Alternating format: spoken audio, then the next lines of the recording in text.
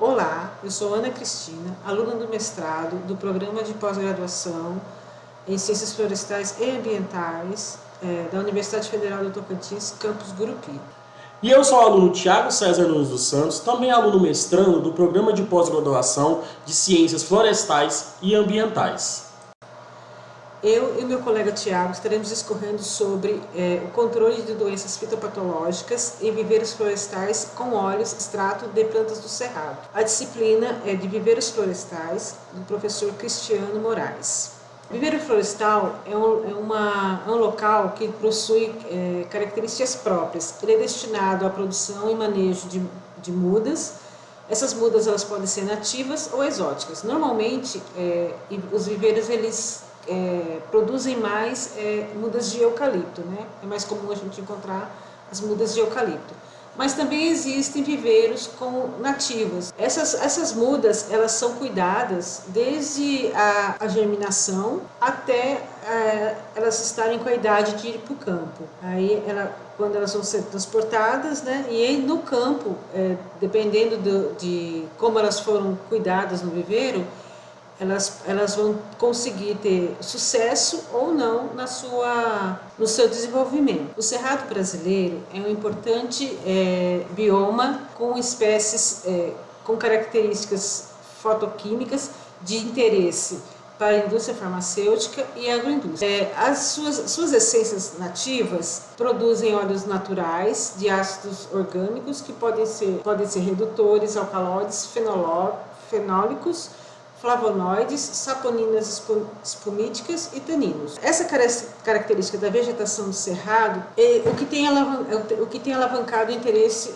pelo cultivo dessas mudas pela indústria madeireira. Por quê? Porque essas mudas elas são ricas em componentes que podem ser usados como remédios, que podem ser usados como bioinseticida. Então, são várias utilidades. Sem contar também na capacidade de alimento, né? Que os frutos do cerrado são muito saborosos, né? Então despertam muito interesse da indústria de alimentos. Uma outra utilidade do viveiro de mudas é produzir essências nativas que poderão ser usadas em reflorestamento ou em áreas degradadas, em áreas de APP. Essas mudas também podem ser usadas para recompor a mata ciliar, tão importante para a proteção dos nossos rios. Viveiros de exóticas como o eucalipto e o mogno africano, eles podem ajudar a diminuir o desmatamento, pois eles ofertam madeira sem a necessidade de usar as espécies nativas. Isso auxilia muito as indústrias de papel e celulose. Em contrapartida, nossas espécies nativas elas são importantes para manterem os ecossistemas saudáveis, a fauna e toda a flora existente. Essas espécies exóticas elas são plantadas em áreas que já foram desmatadas. Outra importância que vale a pena ressaltar dos viveiros mudas é que eles evoluíram para racionalizar a produção de mudas, modificando as condições trabalhistas, produtivas, fisiológicas de viveiros de mudas. Também o viveiro também pode produzir mudas para paisagismo urbano, fornecer material para florestas plantadas, que podem ser de eucalipto, de pinos ou até de teca. Contudo, um viveiro de mudas ele precisa ser muito bem planejado e os seus colaboradores eles precisam também estarem muito bem treinados.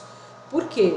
Porque apesar de todas essas benfeitorias que um viveiro pode trazer, pelo fato dele ser um ambiente artificial, ele também pode apresentar problemas com pragas e doenças que podem ser causadas por insetos e fungos. E esses problemas eles causam significativos prejuízos, principalmente financeiro, e comprometem a qualidade das mudas. Então, é necessário que o viveirista e os seus colaboradores tenham conhecimento dos patógenos para que eles possam ser combatidos com eficiência. Os fungos são organismos heterotróficos, ou seja, eles necessitam de outro organismo para poder se alimentar. Nem sempre um fungo vai ser prejudicial ao viveiro. É muito comum alguns serem até usados nas plantas para poder melhorar o seu desenvolvimento. Mas existem alguns que são extremamente perigosos. Se atacar uma muda, principalmente no início, na fase de emergência, ele pode dizimar a plântula. Ele vai atacar tanto as raízes quanto as folhas. E normalmente o que se usa são defensivos agrícolas, são perigosos para a saúde humana das mudas e do solo, o que vai causar um grande prejuízo para o viverista.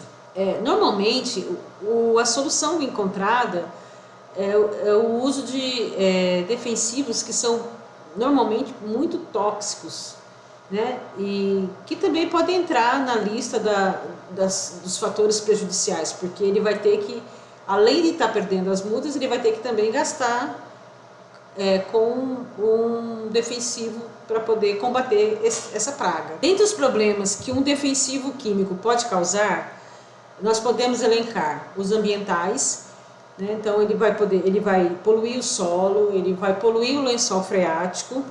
Se o viveiro estiver localizado próximo a algum corpo d'água, também corre o sério risco dele poder ser contaminado, né? O que pode vir a causar mortandade, por exemplo, de peixes. A água vai ficar imprópria para consumo. Outro problema que nós podemos elencar é a intoxicação dos colaboradores. Essa intoxicação ela pode ser a curto ou longo prazo. Ou seja, o colaborador ele pode desenvolver uma doença, uma intoxicação leve ou até grave, né?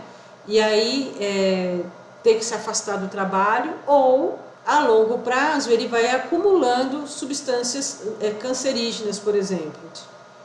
E também tem o prejuízo financeiro, né? Como eu já falei, porque além de você estar perdendo, além do viverista estar perdendo as mudas, ele também vai ter que despender mais dinheiro para poder combater o problema. O ipê amarelo, Tabebuia serratifolia, e o ipê roxo, Tabebuia epiginosa, são árvores muito bonitas que ocorrem no cerrado, espécies arbóreas que podem atingir entre 8 a 20 metros. O ipê amarelo ele é considerado o símbolo do Brasil. Principalmente o ipê amarelo, ele além de ser uma árvore usada no paisagismo urbano, ele também a madeira dele é uma madeira boa para construção civil e para construção de móveis. Ele também é usado em artigos esportivos, na medicina tradicional. Sua casca tem atividades anti-inflamatórias. O ipê roxo ele possui as mesmas características do amarelo. Também a sua madeira também é importante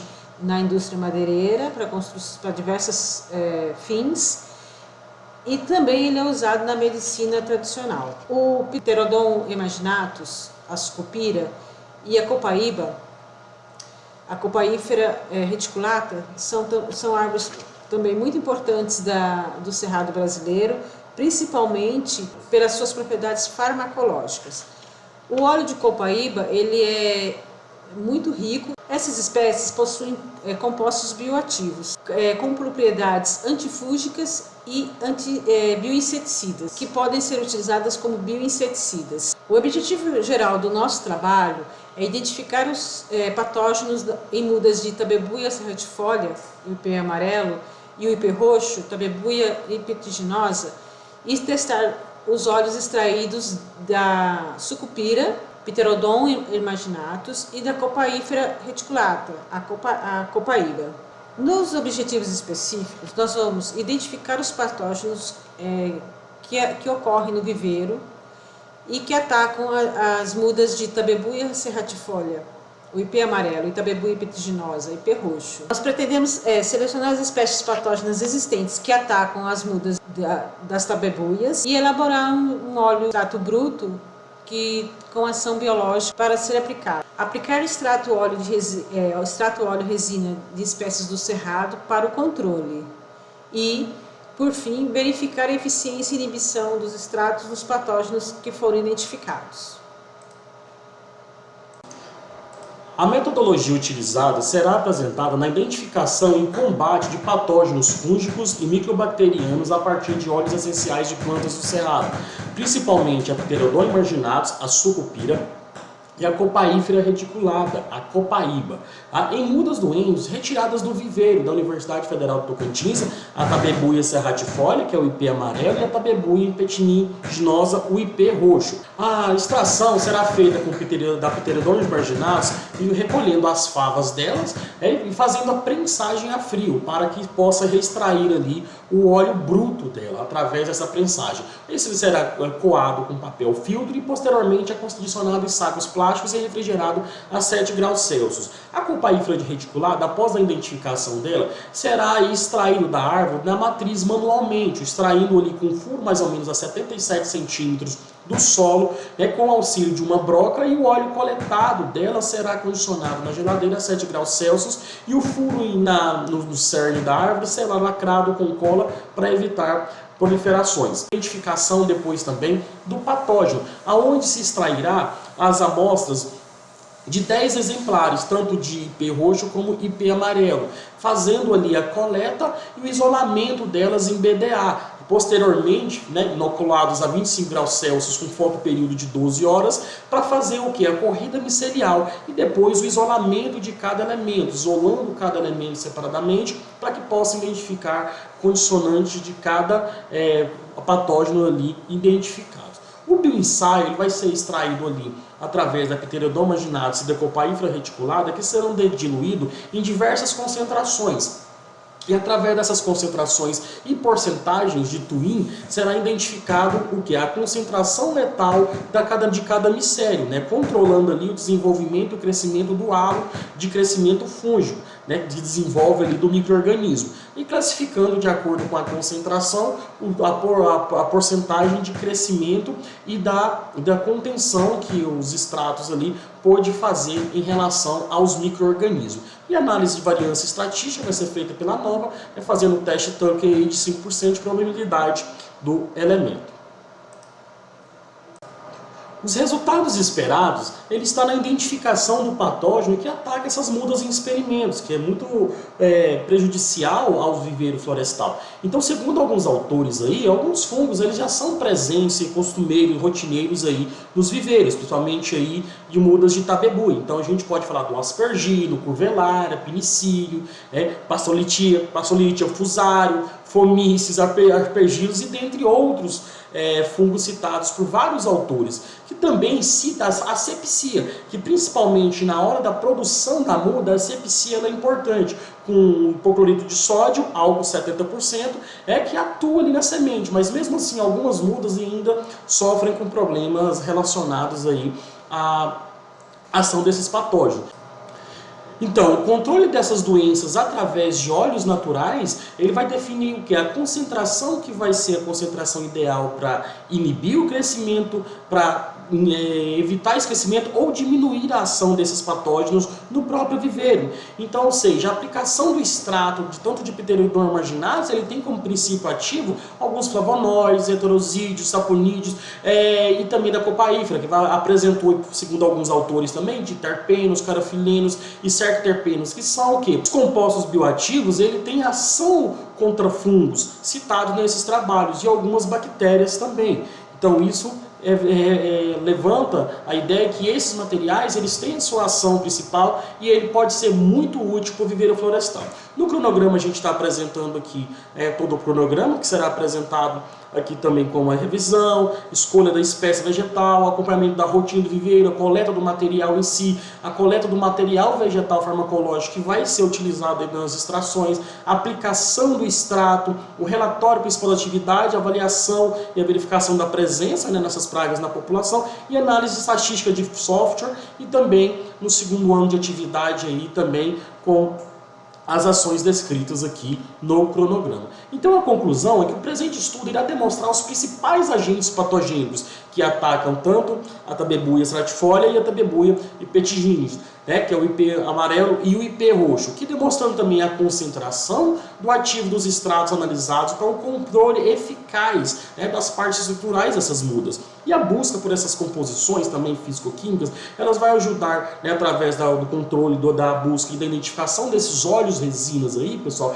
tanto de Pteridômios marginalis como copaífera reticulata, como biorremediadores acessíveis, como aí elementos naturais a serem utilizados nos viveiros florestais, trazendo aí a saúde e o desenvolvimento importante para a nossa sociedade. Então nós vemos aí também a referência bibliográfica que será disponibilizada aqui também na apresentação, e muito obrigado pela atenção de todos, espero que tenham compreendido. Obrigado, valeu e até mais.